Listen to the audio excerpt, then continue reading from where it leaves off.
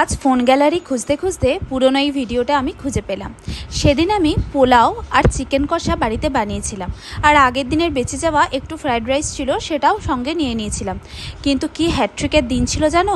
বাড়িতে অনেকগুলো মিস্ত্রি কাজ করছে, চারিদিকে বালি আর বালি, কিন্তু তার মধ্যেও যে রান্না করতে হবে, কি করব, সানডে পড়ে গেছে, তাই সেদিনকে চিকেন কষা আর পোলাও মেয়ের আবদারে এটা আমাকে বানাতে হয়েছিল। আর সারা বাড়ি এমন অবস্থা হয়েছিল, চারিদিকে বালি আর সিমেন্টে ভরপুর। আসলে সেদিনকে কাজটা আমাদের ডাইনিং রুমটাতেই হচ্ছিল, সেই কারণে আমাদের শোবার ঘরে নিয়ে এসে খাবারটা পরিবেশন করে খেতে হয়েছিল।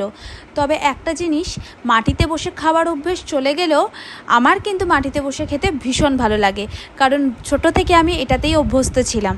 তাই মাঝে মধ্যে যখনই আমি সময় পাই, আমি একা পেলে কিন্তু মাটিতে বসে। এবার আসি খাবারে। খাবারটি আমি দারুণ বানিয়েছিলাম। চিকেন কষাটা ছিল যেমন সফট, আর পোলাওটা তেমনি ঝরঝরে, একদম মনের মতো হয়েছিল।